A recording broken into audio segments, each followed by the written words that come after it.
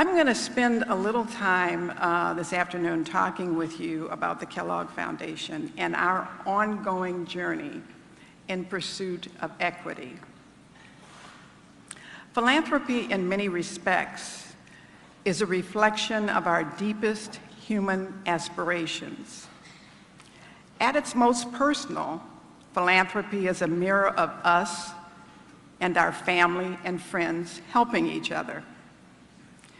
At its most formal, it is a system of financial capital held in institutions and protected in the tax law so that the money can be put to work for the public good.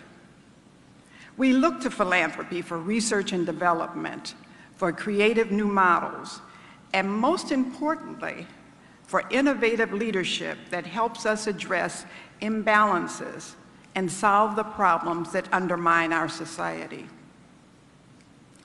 As we reflect on the history of our country and problems that undermine our society, the existence of racism has been a destructive crack in the foundation of our democracy. As a nation, we have always been ambivalent about race. Our founding document, the Declaration of Independence, signed by 55 founding fathers, many of whom were slave owners, expressed the core values of our new society. It states all men are created equal. Women were excluded from equal rights. And with regard to race, our nation's actions and practices were pervasively exclusionary. From the plight of Native Americans to slavery to segregation to the internment of thousands of Japanese Americans during World War II, to the civil rights struggle, to disparities in housing, education, and healthcare, the United States continues to act out a democracy that is very different from the core values expressed in our Constitution. In November 2008, we elected a president who surpassed race for some and for others embodied it. The euphoria following the election and the Washington inaugural festivities felt like a monumental breakthrough in race relations for the United States. Before long, there was even buzz from some who felt the election of the first African-American president had transformed us into a colorblind society. We were, they said, now in a post-racial period where skin color didn't matter.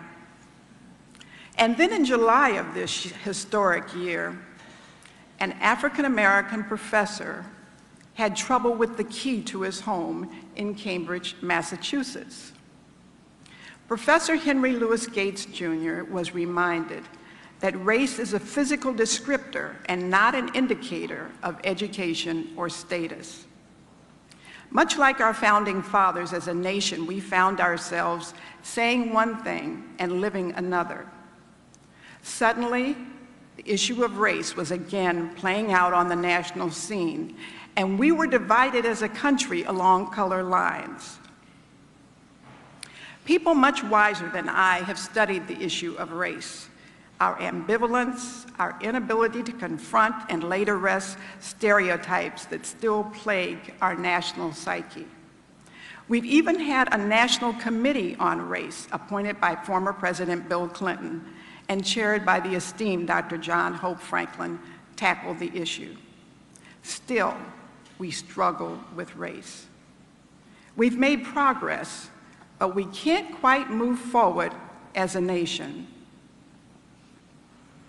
If philanthropy is true to its ancient meaning as love of humankind, then it should be a process at every level of giving that catalyzes good and positive change in our lives, moving us toward equity for all. It's natural then to ask, what is philanthropy doing to help people and communities come together more effectively? What is philanthropy doing to confront racism? I think it is no surprise to any of us that philanthropy, reflecting our society, also struggles with the issue of race.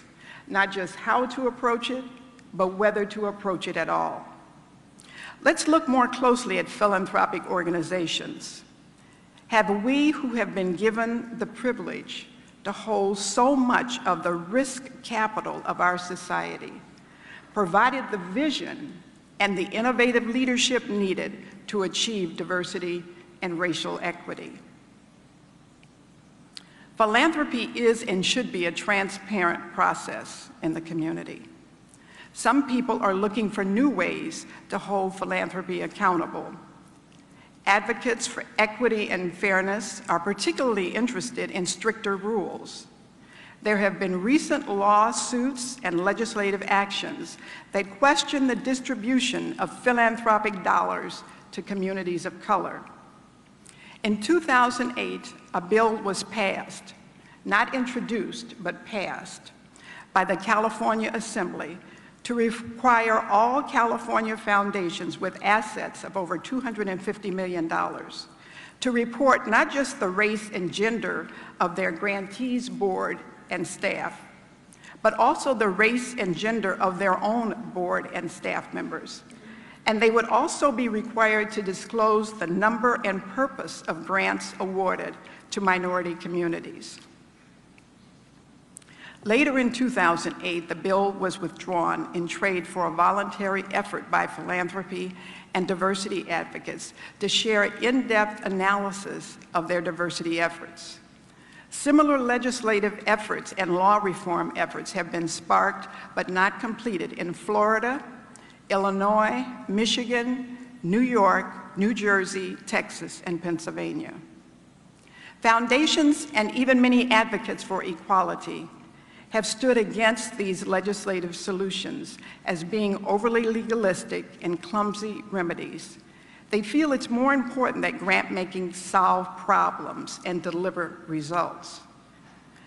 But the efforts are serving to raise the question to philanthropy about what is the most equitable way in which philanthropic resources can and should be used. So this afternoon, while reflecting on the frustrations of our past and hopes for our future, I will share with you some of my thoughts on the issue of racial equity and philanthropy. In doing so, I will use the W.K. Kellogg Foundation as a case study. Certainly not because we're perfect, because we are not. And certainly not because we're the only foundation doing this work, because we aren't. But primarily because it has been my honor to serve as a trustee for almost 20 years, and I know this organization and this foundation intimately. I will share some of the systemic work being done within the sector, and I'll highlight an example of national initiatives as well as a group convening at the regional level. The good news is race is definitely on the philanthropy radar screen. And I'm guardedly optimistic that we're moving toward significant change in our sector. I'd like to begin with our journey at the Kellogg Foundation, so let's go back to 1930 when our organization was founded by the cereal giant W.K. Kellogg. Mr. Kellogg's life was not unlike many of today's young people of color. He was misunderstood and frustrated in school, and dropped out by 13. It turned out he had a degenerative eye disease, and he couldn't see the blackboard, and he couldn't read. He was hardworking, motivated, and entrepreneurial. He entered the world of work by selling brooms throughout rural Michigan. This may be why, in dedicating his fortune to the foundation, he said, "Use the money as you please, so long as it promotes the health, happiness, and well-being of children." He didn't speak to race, but to the needs of children. And this is what continues to guide the W.K. Kellogg Foundation in its grant-making today. Our mission is to support children, families, and communities as they strengthen and create conditions that propel vulnerable children to achieve success as individuals and as contributors to the larger community and society. Overall, the W.K. Kellogg Foundation's approach to philanthropy is to help people to help themselves through our investments in education and learning, food, health, and well-being, and family economic security. We believe in the dignity of each person and that each person can contribute to the well-being of society. We also believe that democracies work best when everyone has fair access to resources and opportunities. When we exclude people, we deny them the opportunity to contribute to their community and society. On April 16, 2009, the Board of Trustees of the W.K. Kellogg Foundation approved an appropriation of $75 million over 5 years to fund projects that will help to achieve racial equity. The initiative on racial equity has 5 strategic areas for our grant making.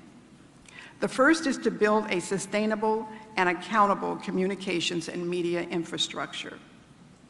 Develop, number 2, the capacity of community-based racial justice, racial healing organizations to strengthen their impact.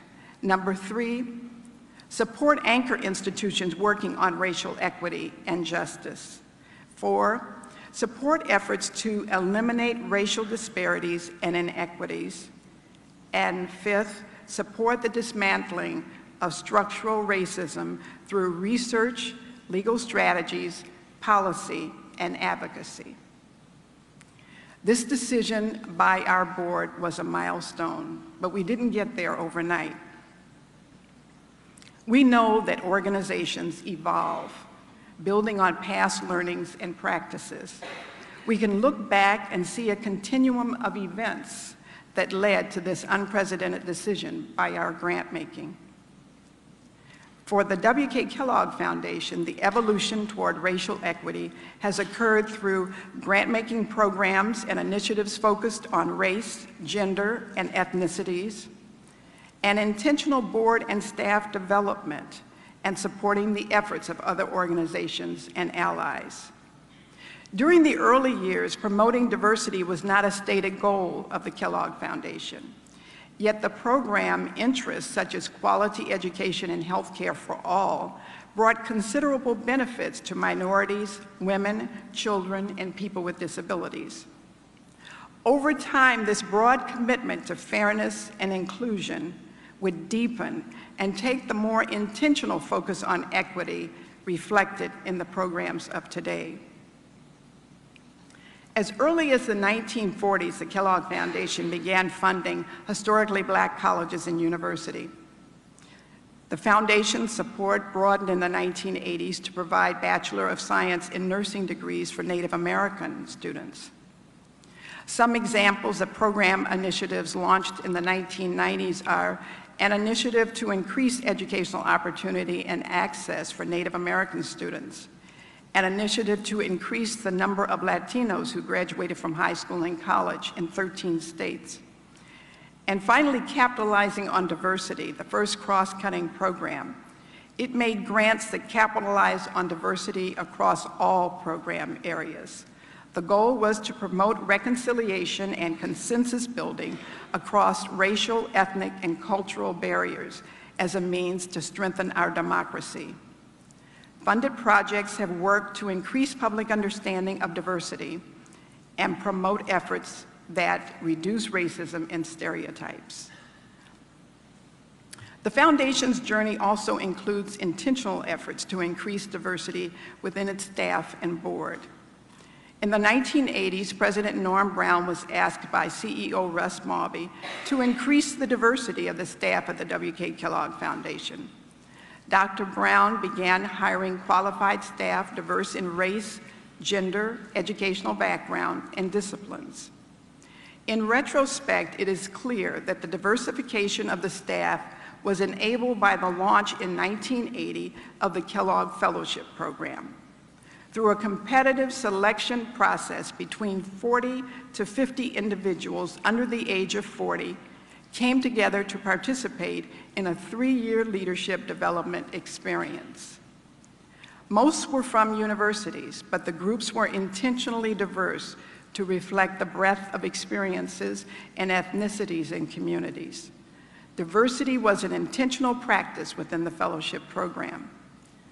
This program developed a network of accomplished professionals who became the base for the recruitment of a diverse staff for the Kellogg Foundation. And I think, Tom, weren't you a Kellogg Fellow? And I think Dr. Freddie Webb Petit was also a Kellogg Fellow. To reinforce its growing commitment to diversity, the Kellogg Foundation formed an in-house diversity advisory committee in 1996. This committee works to promote internal learning and self-awareness about diversity among staff.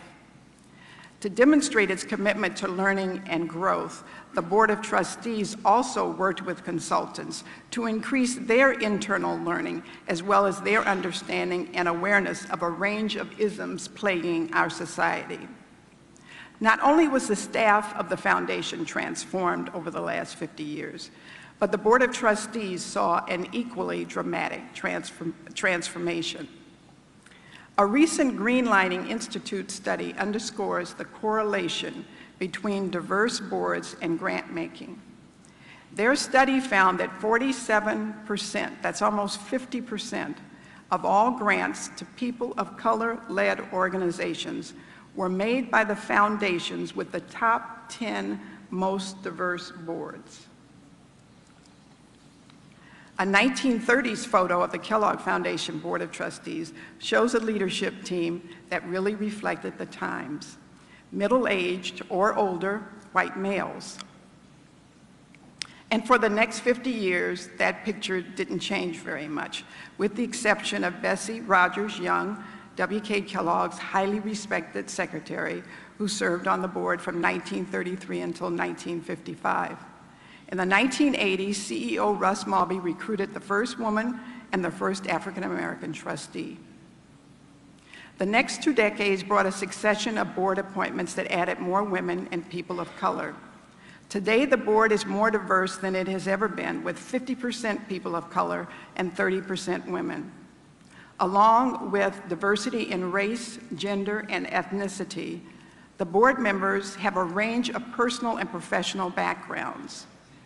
The board seeks to reflect the broad perspectives of the people and communities served by the Kellogg Foundation. I said earlier that I was guardedly optimistic about moving toward significant change in our sector. One of the reasons is because the Kellogg Foundation is joined by so many others in this work today. One example is the work of the Council of Michigan Foundations. They have launched an initiative that brings together foundations in Michigan to increase awareness and improve the effectiveness of foundations through diversity. The Council has produced a number of reports and tools. One is a hands-on guide to building a foundation's ability to constructively address diversity and inclusion to maximize its effectiveness and impact. Kellogg is also involved in a number of national efforts. 2 of these include the Diversity in Philanthropy Project. The project's mandate is to bring together the numerous efforts in diversity and to be a knowledge center for the work among foundations. Endorsed by 36 organizations, the group has developed a statement of diversity and inclusion principles and practices. And the second is the Philanthropic Initiative for Racial Equity. It's working to increase resources aimed at reducing structural and institutional racism in communities and in philanthropy. Their publications are focused on action for change in foundations and in communities. I began this afternoon by talking about our nation's ambivalence about race. Our actions have not reflected our core values, but there are signs of progress. I'm concerned, however, because although there is some momentum, this work is fragile. Most philanthropic organizations experienced significant endowment declines in 2008 and 2009. The beginning of that impact was felt this year, but will really be felt next year. Cutbacks come with the potential for ominous setbacks for diversity. How will the decline in endowment and staff reductions within foundations impact this work? I am also concerned because I know that attention and pressure must continue to come from within and outside for real change to occur. Unfortunately, we have notoriously short attention spans. I believe it's critical for philanthropy to lead by setting ambitious goals and by working hard to meet those goals. It seems unfair to me to ask our grantees to do what we are unwilling to do. We need to partner with our grantees and the community in this work. Along with our other due diligence and preparation for making a grant, we need to ask questions we will be asking ourselves. Is the racial and ethnic composition of the grantees' board and staff appropriate?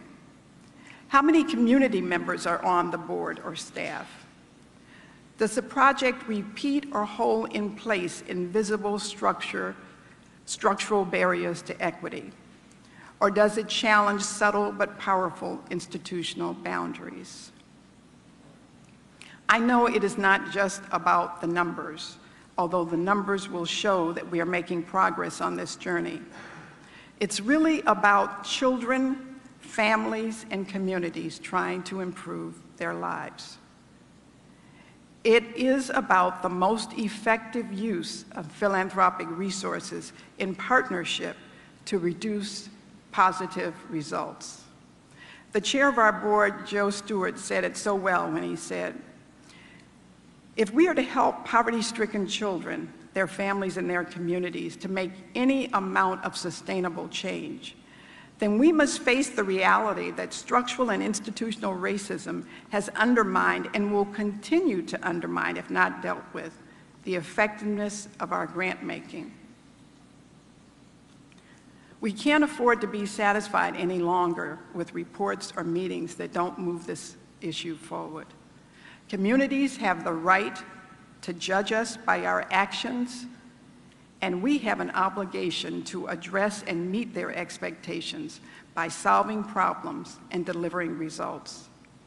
I want to thank you for your attention this afternoon, and I invite you to hold the Kellogg Foundation accountable for this racial equity initiative.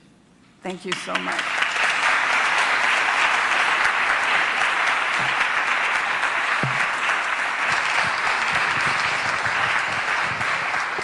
All right, we have a few moments to take questions from the audience. The volunteers are roving around with microphones. Yes. Ms. Easter. I'd like to know, I've been aware of the Kellogg Foundation for a number of years, and I'd like to know, how does the foundation place the work of the people that they fund, the organizations, and the results that they get from individuals and organizations? Are they making individuals and organizations dependent on them? Or are they becoming dependent, able to work their communities and have their individuals and families dependent? Independent, yeah. You know, we try very hard to reflect our donor, and Mr. Kellogg was very serious. We're very fortunate. We have a number of years when he was really actively engaged in the grant making of the foundation. And so through letters that he wrote the trustees and through his actions, it's very apparent he believed to his core that his money should go to help people to help themselves. We don't want to do charity work that makes people dependent on a constant flow of money. Program officers work very hard when they come into a community to have the community begin to think right from the first day about the exit strategy for the foundation. In other words, when the foundation money won't be there anymore. Because we understand how easy it is just kind of get relaxed and think, you know, we don't need to get out there and do this due diligence. We don't need to get out there and present what we're doing to other potential donors because we've got this money and because we've got this grant. And so we work very hard because I think that's one of the recurring tensions for philanthropy. It's a serious concern because we don't want to encourage or build in a sense of dependence. It's about getting yourself together, getting a little whatever you need, but being stronger by the end of the time of that grant and going on with the work. So. Other questions? Dr. Bruce? Oh my goodness. It's a great pleasure to have you here. Thank you for coming. Since the Center on Community Philanthropy here at the Clinton School is focusing on not so much rich people giving to poor people, but the concept of giving and sharing within the whole arena of public service, I'd like you to think a little bit about the relationship between racial equity and public service, and how are those linked in a potential sense, and how might they reinforce one another? Well, you know, we came to this, Tom, after years of what we thought was very responsible grant making. And as you know, we have the easy part of it because we write the check and the organization, the grantee, is the one doing the hard work trying to make the change in communities. But we began to recognize over and over again, whether it was health indicators or schools or housing or any number of issues, as we tried to move the needle in communities, it would get to a certain point with our Mid-South Delta initiative, but anywhere in the country or in the world, and it just wouldn't move any further. And when we started doing the due diligence, kind of peeling everything back, there was kind of a recurring theme, and communities were hitting that brick wall of institutional and structural racism. And we had to decide as a foundation whether it didn't really make sense to help our grantees become more effective and to bring what we could bring to bear as a foundation to this issue. And I think the issues are comparable as we think about public service, because as we go about our work and our interest in public service, we are trying to help communities move forward in however they define change that they are interested in. That change is being hampered in many communities by institutional and structural racism. And so I think it's time for us kind of as a nation to begin to call it what it is and just decide that we're going to work on this. And there are no good guys or bad guys. We're all Americans. We all have a stake in making some progress on this issue. I tell my kids all the time, you know, we're at a point with the issues we're facing, it needs to be all hands on deck. We can't say that we're going to let 30, 40, whatever % of this nation lag behind. We need everybody to jump in and work on this stuff. So I don't know if that answered your question, but. Okay. I'm Georgia Mearton with Hi. a nonprofit here in Little Rock, and I just wanted to ask you, as you cast out this vision for the Racial Equity Initiative, I think there are ways to fund grantees that are doing very kind of head-on work, like the Freedom Schools, that are very obviously doing that body of work. And then there are also nonprofits out there who are doing work that's very much engaged in this realm, but that are maybe doing it through more of the traditional strategies that you've used, you know, so maybe summer programs that address a learning loss in a minority community that's not out there in their mission as that kind of work. So I just wondered if you could kind of talk a little bit about what you think those grantees will look like. Will they look like both of those, or more the head-on groups that would address that head-on? Does that make sense? Well, yeah, and I think it's probably going to be a combination. And we are still, you know, as I said, the board made this decision in April, so we're still working out the request for proposals and really defining how this is going to roll out in communities. So keep looking at the website, because the website will have the most up-to-date information. But I think we're going to end up, if this initiative is like most, it will be an assortment of groups and organizations. So we have a tendency not just to work with the big ones, although I have to say Children's Legal Defense Fund has been a partner for a long time, but we work with many levels of partners. Okay. Is there a question at the front table?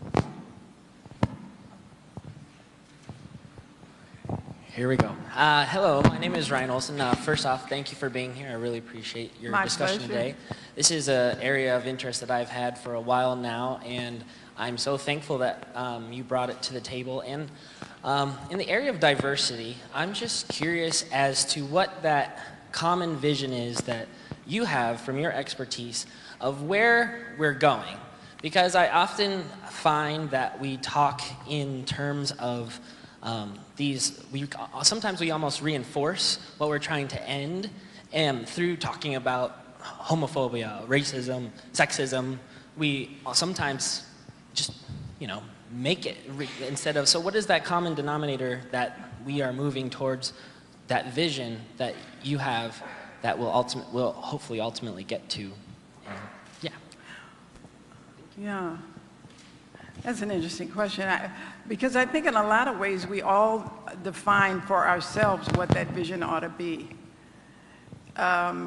You know, I think the first thing we need to do is find a language so we can all get together and start talking across racial lines and across ethnic lines and across all those lines we've built up, and just have conversations that don't have folks going off mad or whatever. We can't even find a common language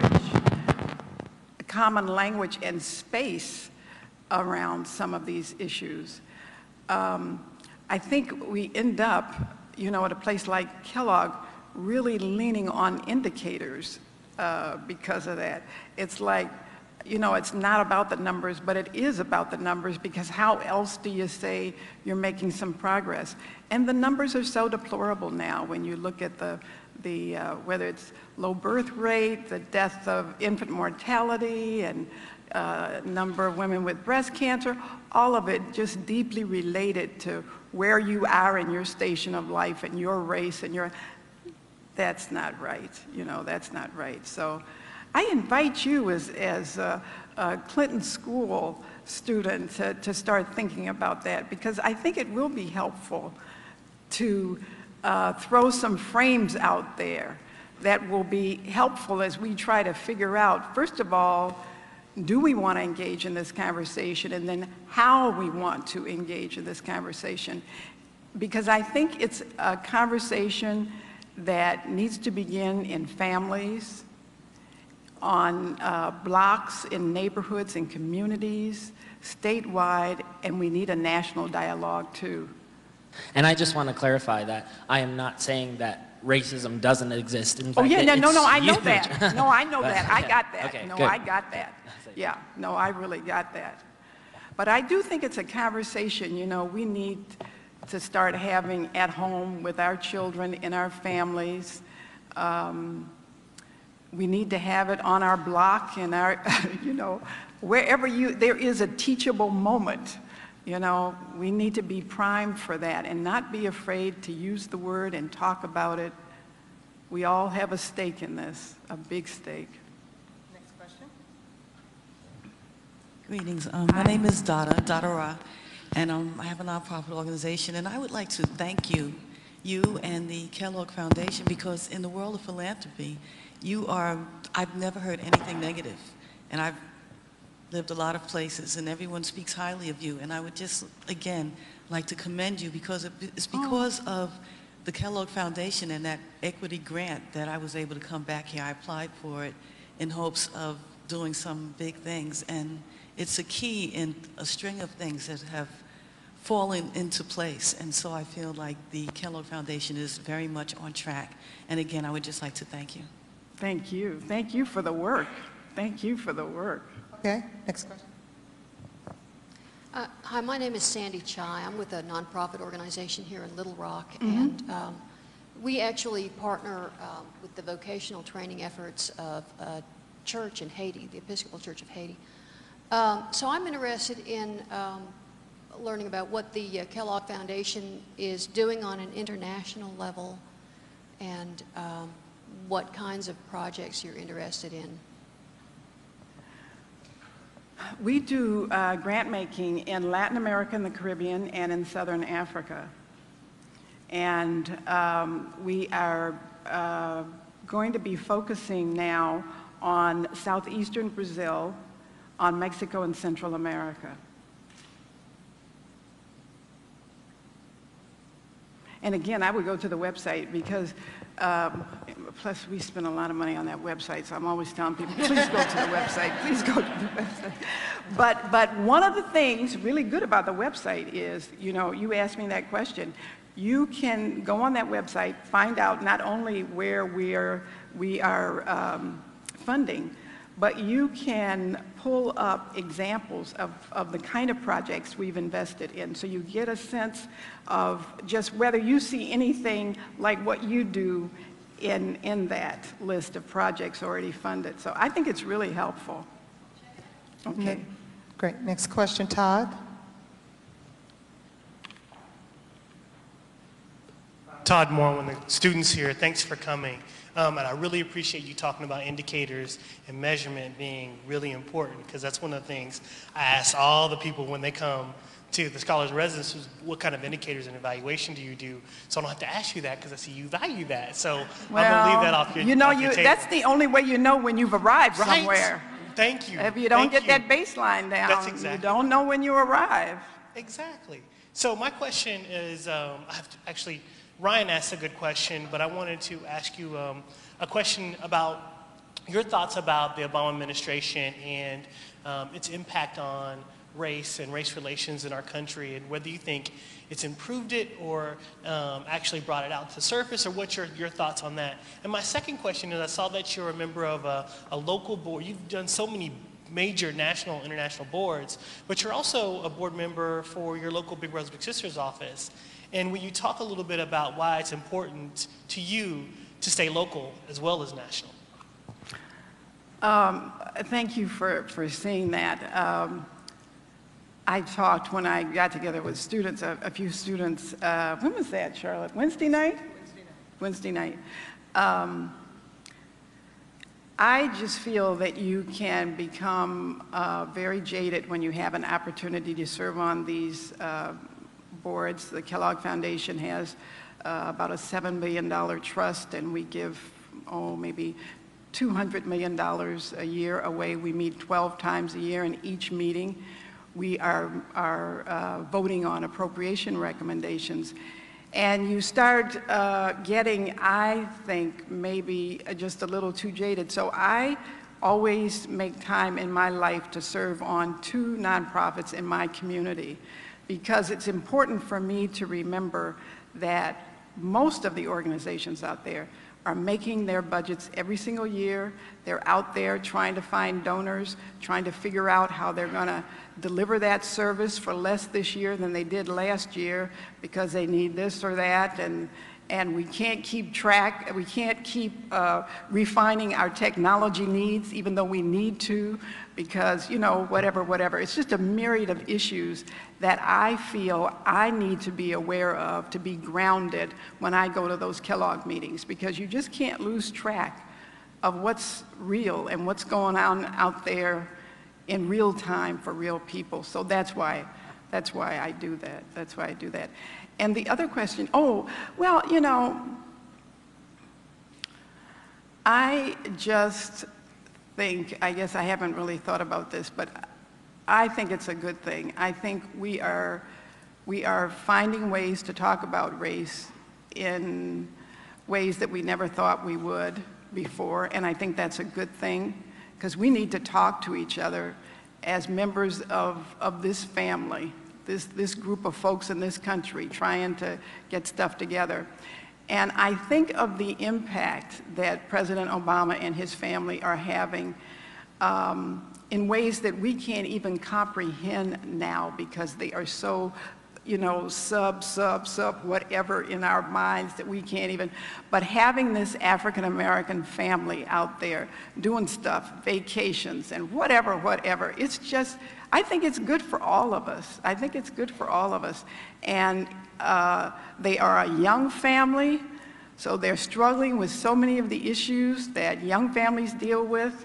I think it makes them a lot more in touch with what families are going through right now. So yeah, I think it's a good thing. I think it's a good thing. We've got time for a couple more questions. Yes, Don. Hi, I'm Dominic Merton with Southern Bancorp. I want to thank you for being here, and thank you for your ongoing commitment to our communities. My question is really focused on your courage to continue investing in rural communities. Most foundations across the country have pulled out of the Delta, have pulled out of our rural communities, and really are concentrating their resources in urban markets. Could you talk about what led to the decision and how you guys really put a stake in, especially in Mississippi, that you're going to continue to work there? Yep. You know, it's not really a decision. It's part of our legacy. It's part of who Mr. Kellogg was. When you look at the beginning of the foundation, it was very much about issues of rural Michigan, health and all of it. And so, you know, we just really get it at the foundation. And we've got this wonderful legacy, and we're going to be there. We have been there, and we will continue to be committed to rural America. That's just part of our DNA, and it's a good thing. Okay. I'm from Minnesota, so I can say that. Okay, Nathan. Yeah.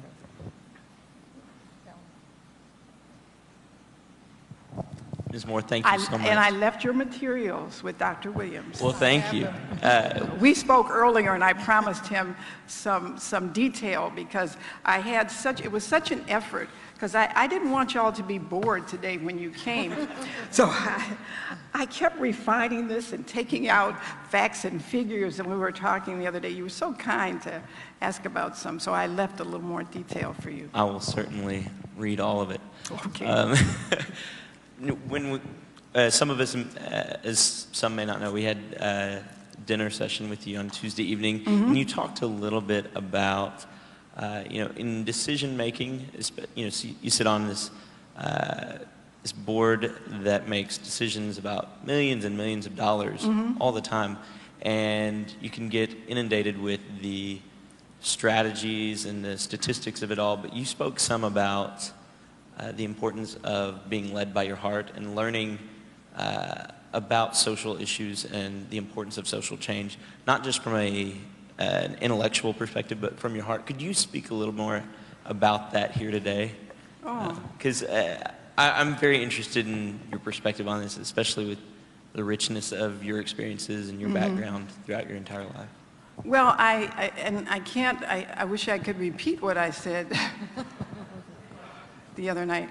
But what I know is that when we make good decisions, we bring all of who we are to the table every single time. And we all have such a richness of experience. And I think the responsibility is to value and respect each person's experience, whatever that experience happens to be, and each person's opinion.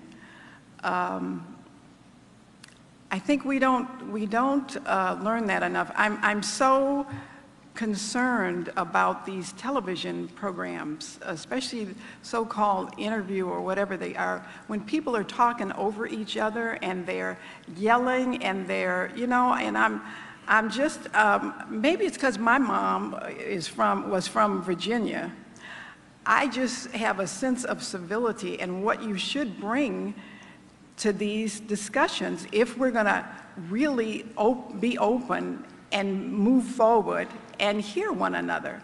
You can't really hear somebody if you can't hear me if you're yelling at me, you know? And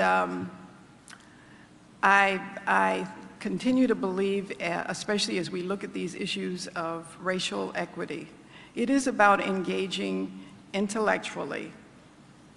We can look at the statistics. We know the amount of children that we're leaving behind. They can talk now. They can even identify before the 3rd grade who's going to be in prison. You know, I mean, so it's a matter of understanding here, but also engaging your heart, because that's where the real passion to work on these issues comes from. And when you get both of those in gear on one issue, oh boy, that's powerful. That is real power, real power. All right, that's our last question. That's what I see in the Clinton students, you know, I really do. That was what so impressed me as I listened to you all talk, because you're engaging not only intellectually with these issues and with these communities, but you've got your heart out there too, and that's a wonderful, wonderful thing.